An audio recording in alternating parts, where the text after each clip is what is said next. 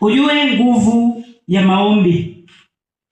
Jua nguvu ya maombi, hasa maombi ya usiku wa manane.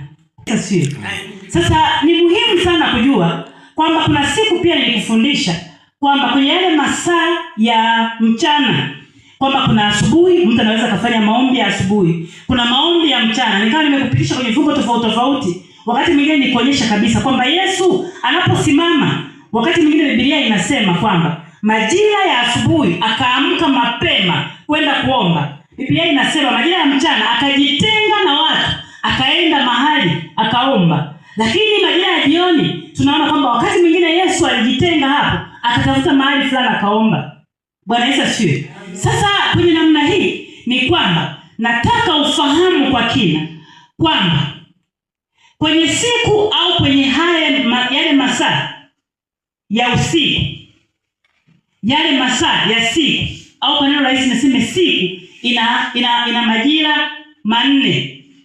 Siku unayojua siku ina majira makuu manne. Majira ya kwanza au nyakati, kuna nyakati za masaa, ikiwa ni masaa yale ya usiku. Nimesema maombi ya usiku.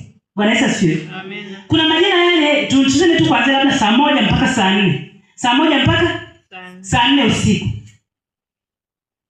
Bwana Yesu asifiwe. Amen. Hayo sio majira ya usiku sana. Tunasema masaa ya jioni. Sio usiku sana huo. Bwana Yesu asifiwe. Kwa hiyo mtu ambaye ni saa 1 na saa 3, wakati mwingine hawatofautiani sana. Hauwezi kusema amekuja usiku sana. Majira ya saa 2, majira ya saa 3. Bwana Yesu asifiwe. Achana ile ulivyochukulia kawaida, lakini najaribu kuzigawa zile nyakati zinaweza zikakupa picha halisi, na hasa unapokupeleka kwenye jambo ambalo unataka ujifunze, utaelewa ni kwa namna gani tunaenda na kuzungumza. Bwana Yesu asifiwe. Kwa kumbe kwenye masaa yale saa 1 mpaka saa 4 hapo si kila mtu anaweza kuomba. Ndio kuna maombi hata yale ya ugali, si ni sawa?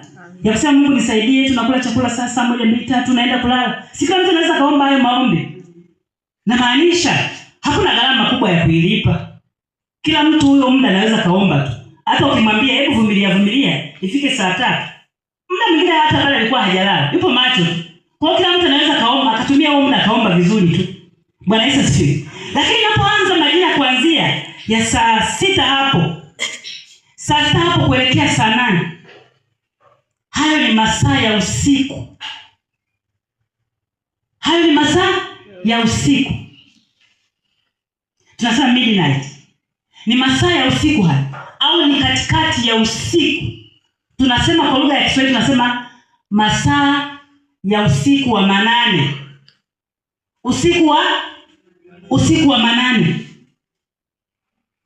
Hapo kila mtu anakuwa ameshalala. Si ni sawa?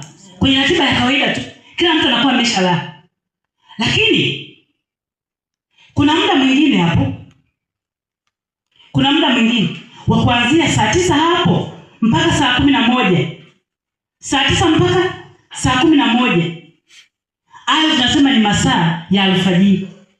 Ikiwa ni masaa ya alfajiri, maana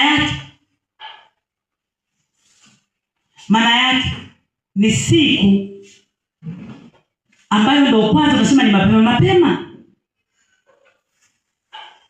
Bado hakujapambazuka. Ni alfajiri. Bado hakujapambazuka.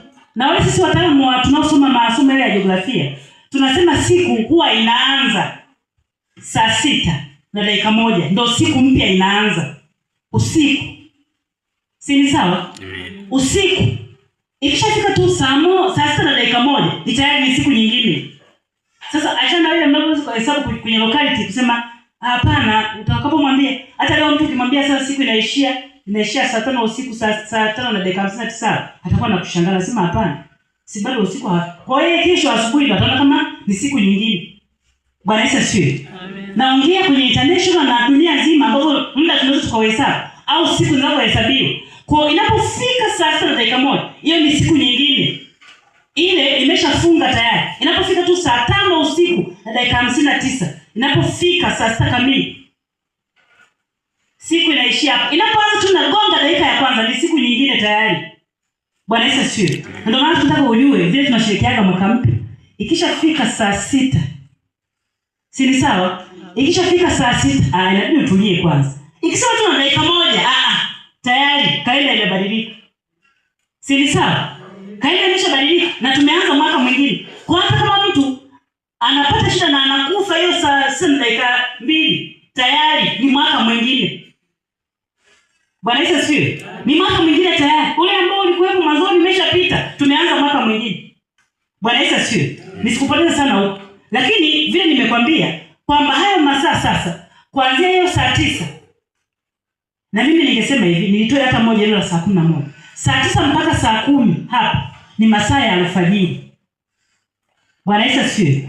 Sasa nimekwambia ni vizuri ukaelewa pia. Ikiwa nilikufundisha kwamba hata kwa kanisa hili ninapotamani nimfundishe mtu na nianze na mtu ambaye anatamani na ana shauku ya kuanza kujua na kuomba Mungu. At least sasa nikasema nianze na mtu ambaye anaweza kaomba kwa masaa 12.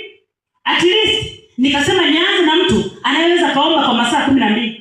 Huyo ndo nianze naye kumtrain. Nikasema natoa kabisa excuse kwamba yule mtu ambaye sasa nasema mimi kukaa na njaa masaa 3 siwezi. Nikasema hiyo level watamsaidia watu wengine. Ila kwa mimi natamani nianze na mtu at least anayesema mtumishi, mimi naweza nikakaa sasa masaa 12 hayo nikafanya hayo maombi. Yule akasema masaa 3 au mimi nikikaa na ndugu huyo ni level nyingine. Na kwa level yangu mimi nikasema huyo kidogo itaniwia ugumu.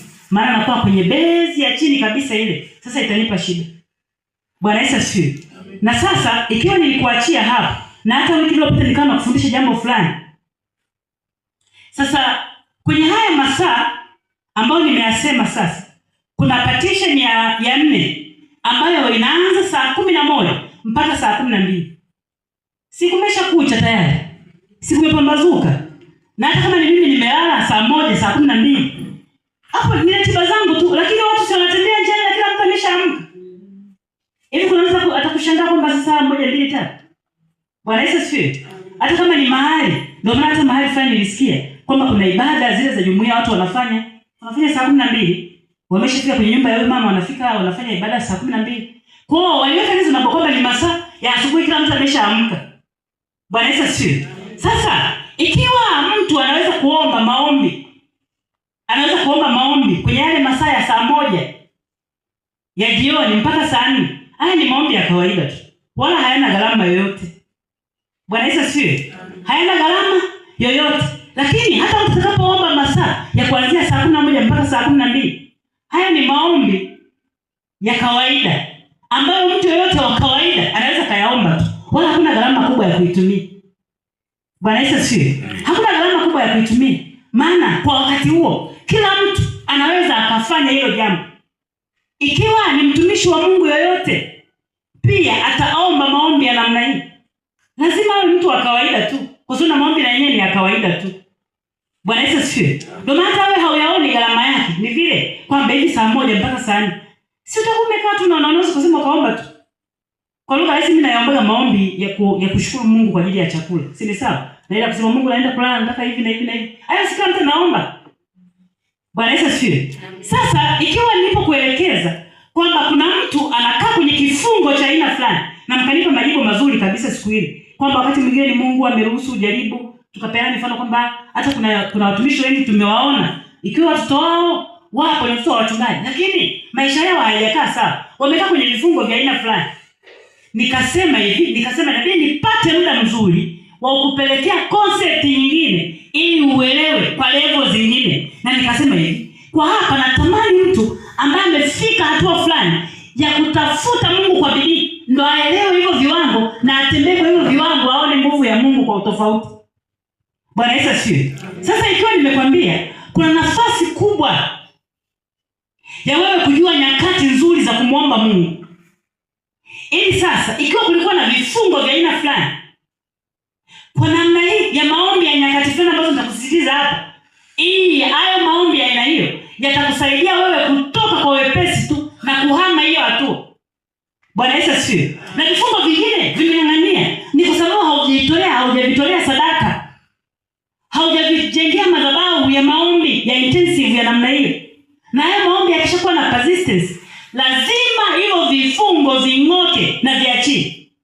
kwa sababu umechukua jukumu la kutoa dhabihu, ya kutoa sadaka ya maombi. Bwana Yesu asifiwe. Maombi ambayo kila mtu anaweza kaomba, yale wala hayana sadaka yoyote. Simaanisha sadaka, na maanisha ile kutoa muda ni sadaka kubwa hii. Bwana Yesu asifiwe. Ikiwa watu walifunga, ni aina ya maombi na ni aina ya dhabihu. Bwana Yesu asifiwe. Lakini sadaka ninayosemea hapa kwamba kuna gharama ya kuilipa. Kuna jambo la tofauti lililosimama kwa mtu. Kuna gharama anaamua kuilipa. Ile gharama anapoilipa inamsaidia kuweka connection kubwa na Mungu wake. Na sasa kwa lazima hawezi kabaki vile vile. Maana amechukua juhudi maalum ya kutoka na kwenda kuweka msisitizo zaidi, kuongeza userious, na ameonyesha commitment kubwa. Sasa vile vifungo haviwezi vikakaa pale, vitaondoka tu. Bwana Yesu asifiwe. Sasa mimi nikuombe, hebu anza kujizoeza tu, na mimi tena naomba nirudie. Natamani niongee na yule mtu ambaye ana hamu, shauku ya kutaka kujua Mungu kwa viwango vingine. Sio mtu wa kawaida. Wakristo tunaweza kuwa tupo wengi tu. Wanakuwa tunakuwa wengi tu. Na kwa maana tunakuwa wengi tu. Nimesema haijalishi unaweza kuwa kiongozi, ukawa mchungaji kama mimi, ukawa mzee wa kanisa, ukawa mwenyekiti wa mama, ukawa nani wa idara, ukawa nani wa idara, ukawa muda mwingine. Kuna vitu vingi na unamtumikia Mungu tu. Lakini kuna vifungo fulani vipo tu. Bwana Yesu asifiwe. Vipo tu na havitoki. Umepambana navyo. Unaona kipo tu. Hakitoki, kipo tu. Sasa nataka uhame kwenye hii namna ya omba ya kawaida. Hama hicho kiwango. Nenda kiwango kingine. Bwana Yesu asifiwe. Hama nenda kiwango kingine. Na kiwango ambacho nakitaka, ujitahidi kwa namna yoyote. Na utaona hicho ambacho nakisema ni kiwango hichi cha kusema, hebu pata nafasi ya kutoa hiyo sadaka ya dhabihu ya muda wa maombi. Badilisha namna ya kuomba. Tafuta muda mwingine ukae vizuri na Mungu. Bwana Yesu asifiwe. Tumia hiyo muda wa kuanzia mida hiyo ya saa 6.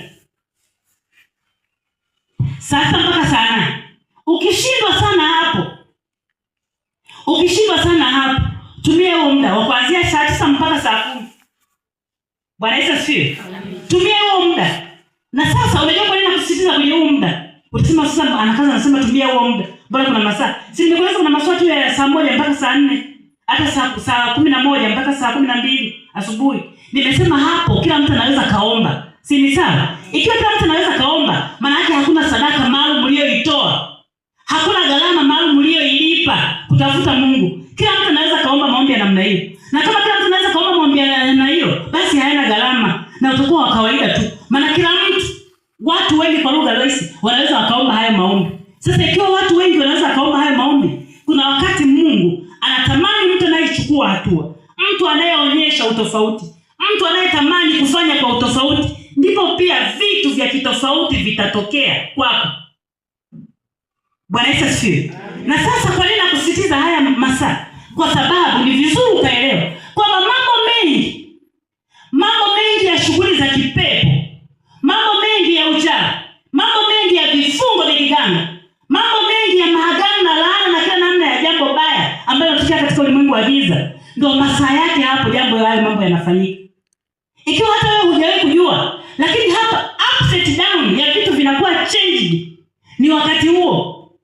Ndio maana kuna wakati fulani unaweza kati tu mtoto wako kazaliwa alikuwa sawa tu, lakini vile aliendelea wakati tu ghafla tu mtoto amebadilika, haijulikani hata mwelekeo imekuaje. Ni ghafla ndio ilianza tu, ilikuwa vizuri, ilienda. Lakini unapofika muda fulani ghafla tu ndio imeanza kusumbua, imeanza kuleta shida. Kuna wakati wote umeishi na afya ilikuwa sawa tu. Lakini unapofika wakati fulani ghafla kuna kitu fulani kimetokea na kinakuletea shida. Bwana Yesu asifiwe. Sasa ikiwa kuna wakati fulani hata ulianza biashara imeenda, lakini ghafla tu mambo yamekwama na imeshindikana kabisa kupata recovery, ni kwamba majira hayo wenzio huwa wanakuwa na uwezo wa kutoa dhabihu zao na kutenga hayo masaa kwa ajili ya vitu vyao vingi wanavyofanya. Kwa kama ni uharibifu unafanyika hayo masaa, ni kila jambo baya linafanyika hayo masaa, ndio masaa mazuri kabisa ya kufanya vitu vyake.